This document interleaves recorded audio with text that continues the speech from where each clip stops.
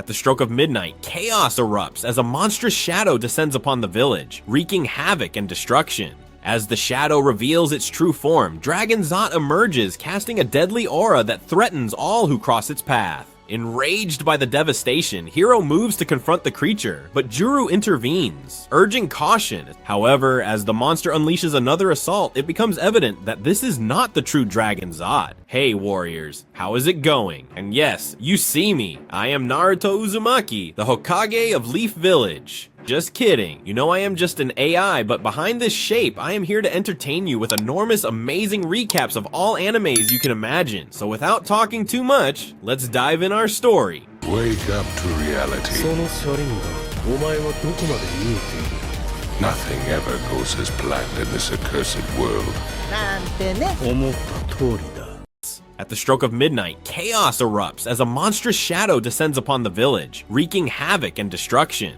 As the shadow reveals its true form, Dragon Zot emerges, casting a deadly aura that threatens all who cross its path. Enraged by the devastation, Hiro moves to confront the creature, but Juru intervenes, urging caution. However, as the monster unleashes another assault, it becomes evident that this is not the true Dragon Zot. Just then, Sharisharu appears, disclosing that the monstrous entity is an invention of Dr. Baharaba. Serato urgently alerts her companions that the looming threat is not Dragon Zot.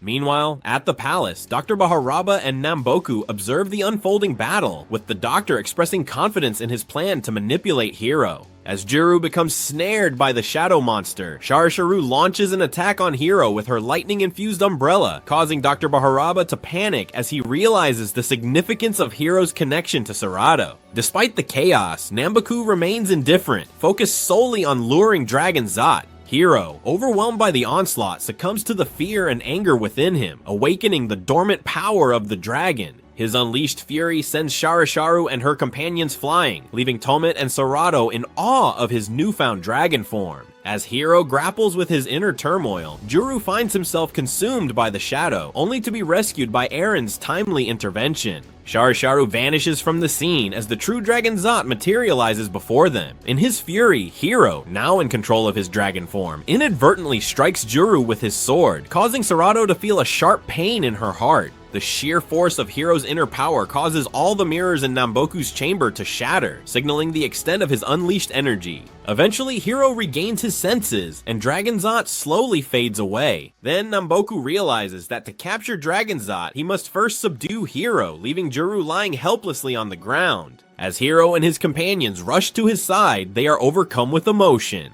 As Hiro watches over Juru, who remains unconscious in the hostel, Serato joins him, offering silent support. Meanwhile, in the kitchen, Palupa expresses dissatisfaction with the taste of the food he's prepared. Suddenly, Juru awakens, bringing a sense of relief to Hiro. Despite his recovery, Juru notices the smell of Palupa's cooking, acknowledging his efforts. Hiro's guilt weighs heavily upon him for his attack on Juru, but both Juru and Palupa reassure him that it was his dragon form, not his true self, that struck Juru. Nevertheless, Hiro is deeply affected by the incident, saddened by the harm caused to his friend.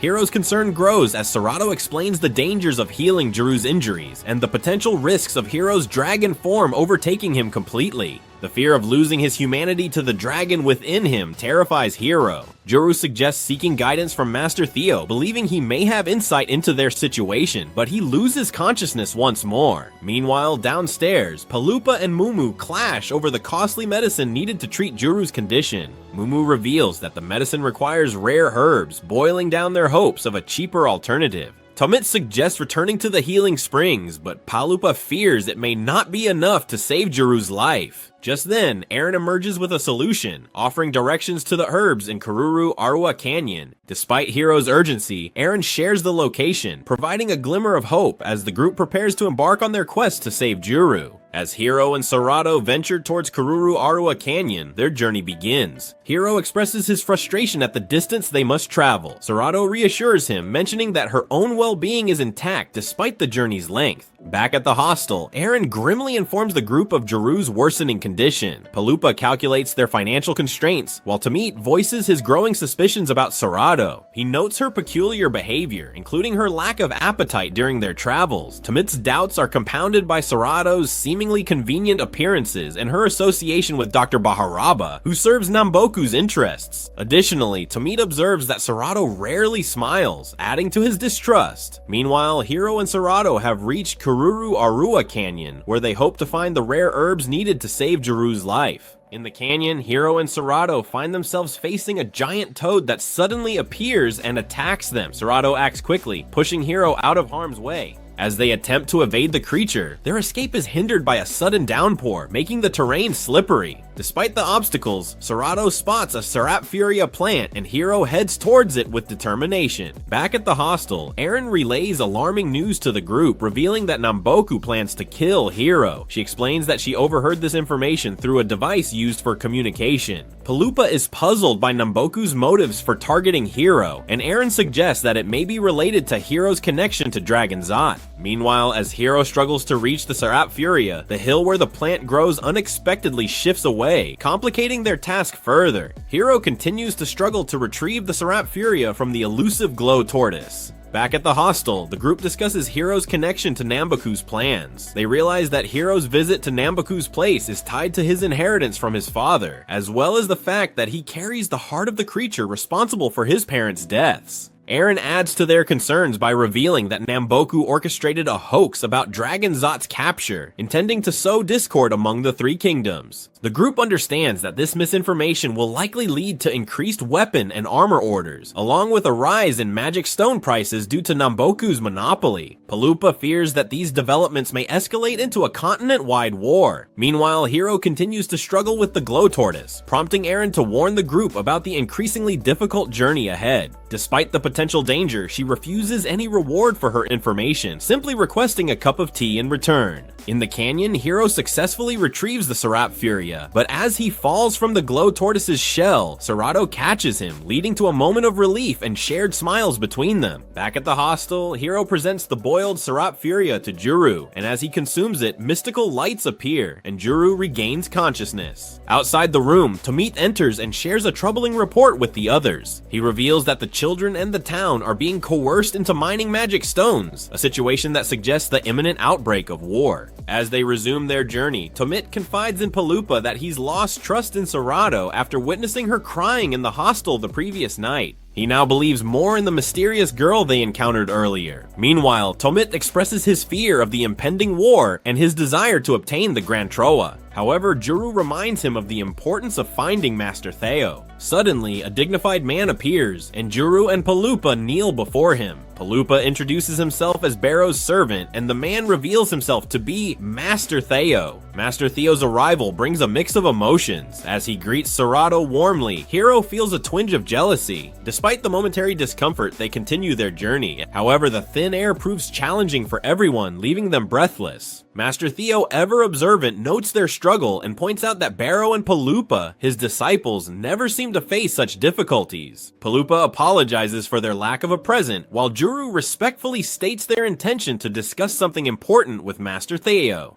As they delve deeper into the cave, Juru lays out the troubling reality of Hiro's potential transformation into a dragon. Master Theo listens intently, his wisdom emanating from his presence. With a gesture, he summons forth a powerful energy, demonstrating the soul-destroying flames akin to Dragon Zot's devastating attacks. The old man delves into the tragic history of the failed sealing ritual and the crucial role of Dragon Zot's heart, which now beats within Hiro. Despite his vast knowledge, Master Theo admits he lacks guidance on this matter. Hiro, grappling with his emotions, speaks out, his voice tinged with frustration. He confronts Master Theo about his absence during the sealing ceremony and questions why he didn't intervene to aid his parents. This moment of confrontation crackles with tension as Hiro seeks answers to the questions burning within him. Master Theo's explanation echoes with deep wisdom as he explains the impossibility of sealing Dragon Zot even with his presence. He extends an invitation to Hiro to embark on a journey of magical training, recognizing its potential to aid him in grappling with his dragon form.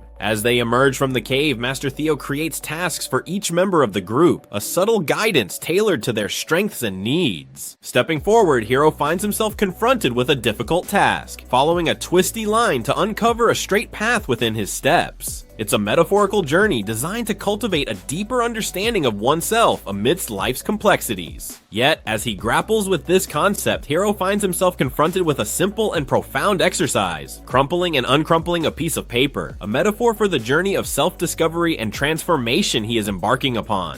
Paloopa finds himself grappling with the depth of Master Theo's teachings, struggling to grasp their significance. Meanwhile, Eren diligently monitors reports from Namboku's palace, her heart heavy with the weight of impending war. As tensions escalate, she fears the inevitable outbreak of conflict. In the midst of their training, Paloopa urges Hiro to maintain his focus, emphasizing the importance of concentration. Yet, Master Theo's guidance takes an unexpected turn as he instructs Hiro to discard the paper bearing Sarato's likeness, prompting protest from the young boy, who clings to it as a cherished memory. Suspicious of the budding relationship between Hiro and Sarato, Master Theo their interactions keenly. Amidst this, Juru returns with his prey, a testament to his prowess in the wild. However, the focus shifts once again as Master Theo directs Hiro's attention to a seemingly tough task, picking up a pebble. Sarato's perspective on the gold coin as a beautiful pebble adds a unique twist to the exercise, highlighting her view on the apparent difficulty. Intrigued, Master Theo instructs Hiro to throw the pebble to a location of his choosing. As the pebble is cast, emitting a faint light, Master Theo's interest is piqued. Sensing a challenge, Hiro confronts Master Theo, who eagerly accepts the challenge. Meanwhile, in the palace, Sharisharu grapples with a sense of sadness, her emotions swirling within her.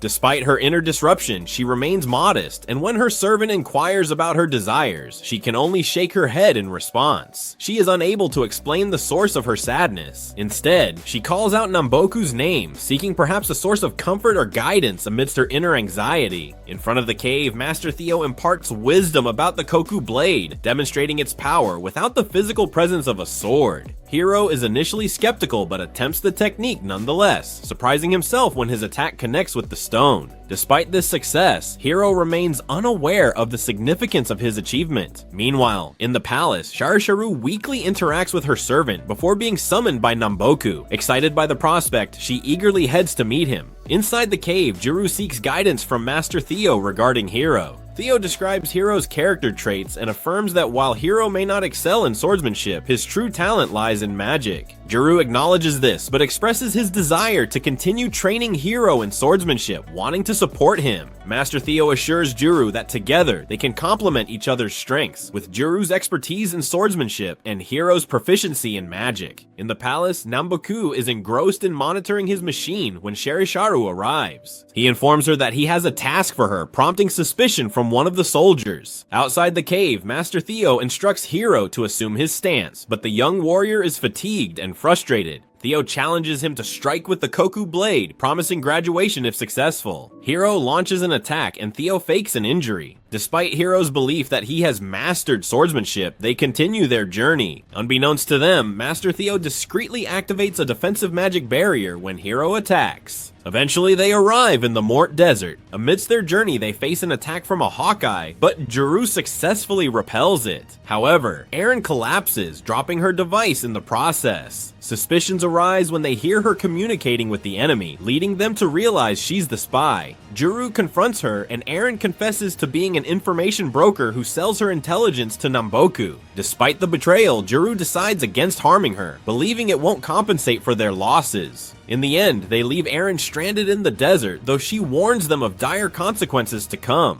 In the palace, despite her guards' concerns, Sharisharu is determined to fulfill Namboku's task. She enters the machine, where she and Dr. Baharaba have joined forces. Meanwhile, as night falls in the Mort Desert, Hiro and his companions grumble about the extreme temperatures. Juru reminds them that they need to prepare for 3 nights in the desert, where the temperature fluctuates drastically between scorching days and freezing nights. As they continue traversing the desert amid the sandstorm, the group faces challenges. Meanwhile, in the Saint of Moria Kingdom, the Knights are preparing for war, believing that Vanes and Iseline have formed an alliance, and that Dragonzot is under their control. In the desert, Hiro and his companions find themselves running out of water, and Paloopa falls into a sand hole. Inside, they encounter a grotesque and formidable monster. Juru instructs Paloopa not to move to avoid sinking deeper, but despite his efforts, Paloopa panics and sinks further. Unable to help him, the group is surprised when Eren, the blabbermouth girl, throws a rope to save Paloopa. Though Paloopa is saved, he remains angry with Eren, who explains that they are drifting farther from their intended destination. In the Iseline Kingdom, the king has been engaged in prayer for 3 consecutive days. There is a prevailing fear that Villainous and Santa Moriah have aligned against them, and they are also concerned about the potential capture of Dragonzot. Meanwhile, in the Mort Desert, Hiro's group is caught in a sandstorm, causing them to become separated. Paloopa regains consciousness to find Eren beside him. She explains that she has only located Paloopa and has lost track of the others. Despite Paloopa's concern for their companions, Eren suggests heading towards the oasis, believing that they may reunite with the others there. Determined not to perish in the desert, Eren presses forward, urging Paloopa to follow her lead. Juru encounters Tame, while Hiro and Serato are separated from the rest of the group. As they continue their journey, Paloopa struggles to walk, but declines Eren's offer to carry his bag. Eren defends herself, explaining that she only sells information to those willing to pay a high price. She admits to approaching Namboku in an attempt to acquire the Grand Trowa, but Paloopa is overwhelmed and collapses. Meanwhile, Hiro and Serato endure the cold air together, with Serato appearing visibly concerned. The following morning, Eren and Paloopa awaken, and Paloopa notices a bug collecting dew on its body. He tries to mimic the behavior, but fails. Hiro, meanwhile, is shivering and desperately in need of water. Unsure of what to do next, Serato catches a whiff of a nearby lake on the wind and begins to undress. Elsewhere, Juru carries Tamit on his back and spots Eren and Paloopa in the distance. They reunite as a group once again. As Serato collects droplets on her body and offers them to Hiro, he is briefly reminded of his mother. Meanwhile, a Hawkeye watches them from afar. Juru and the others finally reach the oasis, where Juru provides Tomit with water, helping him regain consciousness. However, their moment of relief is short-lived as Sharisharu suddenly appears in her fusion form. She attacks Serato and abducts Hiro before their eyes. Elsewhere, the 3 kingdoms continue to prepare for war. Hiro awakens in Namboku's palace, where the weapon merchant reveals his intention to revive Dragonzot after 10 years. Namboku, unfazed by Hiro's rage, mocks him further, claiming that the Grand Trowa rightfully belongs to him now. In a fit of anger, Hiro draws his sword and strikes at Namboku, but the enemy effortlessly blocks the attack. It becomes clear to Hiro that defeating Namboku won't be as simple as he thought. As Namboku drops this bombshell of truth, revealing his own culpability in the tragedy of 10 years prior, Hiro's rage intensifies. He refuses to accept Namboku's denial regarding the heart-switching incident, insisting that it was indeed his father, Lord Barrow, who made the decision. Despite his anger, Hiro attacks Namboku once more, but he is swiftly overpowered and thrown out into the unforgiving desert once again. The weight of Namboku's revelation and Hiro's failure weighs heavily on him as he struggles to make sense of the truth. As Juru and the others search for Hiro and Serato, Eren uses her device to listen in, hoping to pick up any clues. Suddenly, they hear Serato's voice calling out for Hiro. Following the sound, they find Serato hitting drums in an attempt to summon the dragon. To their shock, the dragon emerges and devours Serato. Panic ensues among the group, with Juru nearly attacking the dragon in his distress. However, Serato manages to calm them down, assuring them that the dragon will lead them to Hiro. Paloopa recalls that Serato first appeared alongside a dragon, further deepening the mystery surrounding her. As the party rides the dragon, they soar towards Namboku's palace.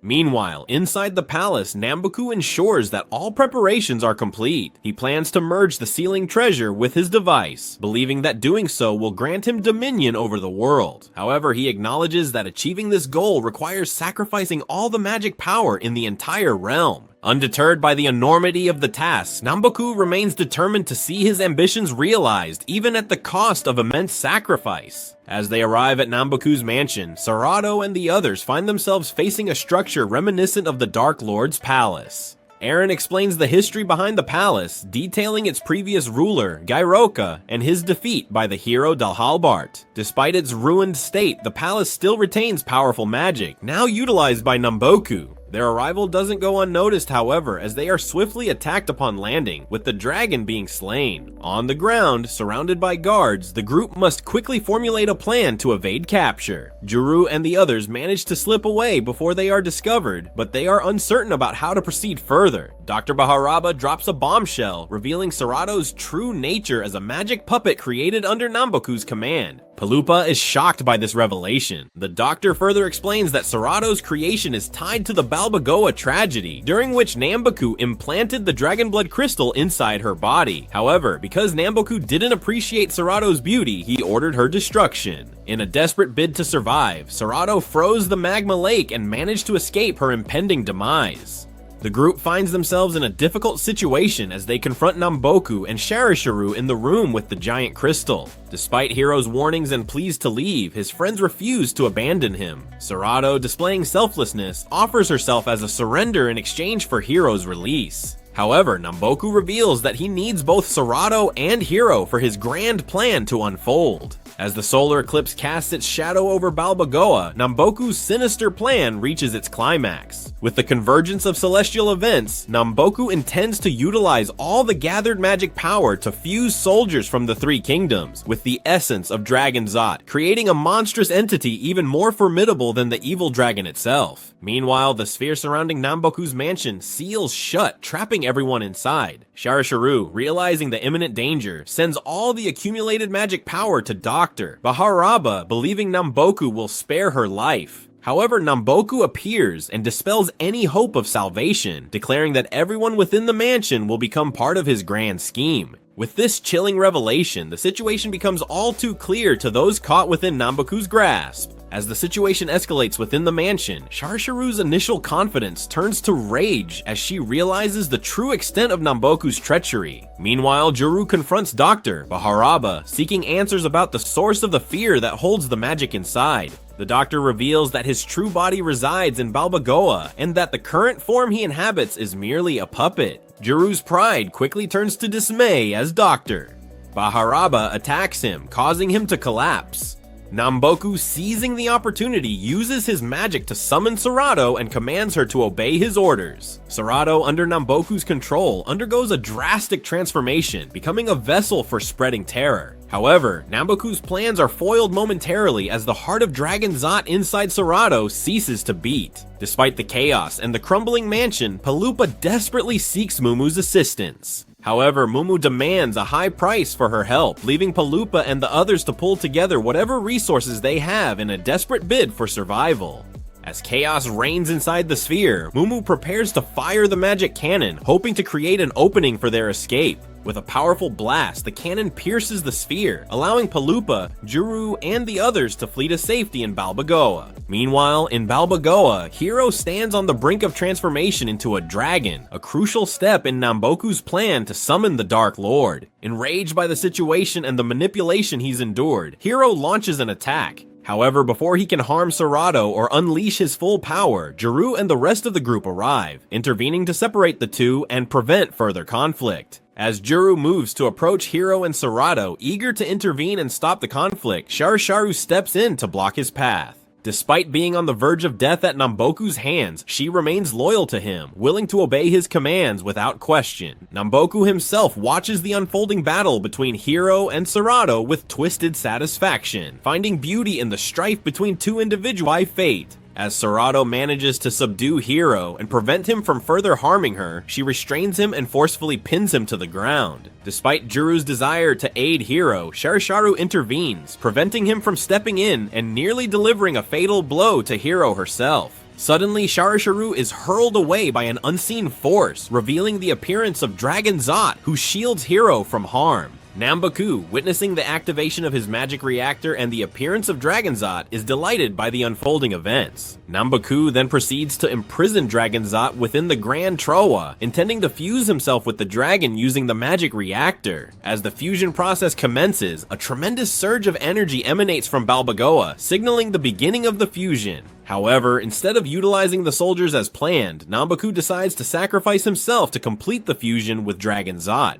As Dr. Baharaba witnesses Nambaku's unexpected move, the fate of the realm hangs in the balance. He realizes the dire situation. Hiro, driven by a surge of power from his parents and other absorbed lives, attempts to counterattack, but Nambaku easily overpowers him, sending him crashing to the ground. Despite his valiant efforts, Hiro collapses under Namboku's relentless assault. Feeling the urgency of the situation, Eren and Tomit implore Dr. Baharaba to intervene and stop Namboku. Recognizing the gravity of the moment, the doctor instructs them to retrieve the magical reactor and disrupt the ongoing ritual. As Serato regains consciousness, she finds Hiro still lying vulnerable while Namboku prepares to unleash the final blow, harnessing Dragonzot's true power. Meanwhile, Dr. Baharaba, Eren, and Tomit act swiftly to take control of the reactors and initiate their destruction. With their timely intervention, the balance of power is disrupted, throwing Namboku's plans into disarray. Despite their efforts, Namboku remains undeterred, persistent in carrying out his destructive intentions. He summons the soul-destroying flame, aiming to unleash its devastating force upon Hiro. In a moment of desperation and determination, Hiro summons the strength to act, driven by a mix of grief, anger, and resolve. Witnessing Serato sacrifice herself to save him, he is overwhelmed with emotion. As Namboku moves to execute his final devastating attack, Hiro finds the courage to strike back, severing Namboku's arm in a swift and decisive move. He finally confronts Namboku head-on, piercing his heart with his sword, despite the villain's disbelief that a mere human could inflict such a wound. With the Grand Troa in hand, Hiro summons all his remaining strength and courage. He confronts the mighty Dragon Zot, knowing that his own heart lies within the dragon's formidable form. As Dragon Zot looms over him, Hiro makes a bold decision. He uses the power of the Grand Troa to wield the Koku Blade, the very weapon that had once sealed the dragon's power. In a decisive strike, Hiro plunges the blade into Dragonzot's heart. With a mighty roar, the dragon's form begins to tremble as the blade pierces through Dragonzot's chest. Hiro's heart is released from the dragon's grasp, soaring free from its ancient prison. In a moment of triumph and relief, Hiro welcomes his heart back, feeling the weight of his burden lift as he embraces his restored self. As Hiro gazes upon the lifeless form of Serato, Jiru's suggestion echoes in his mind.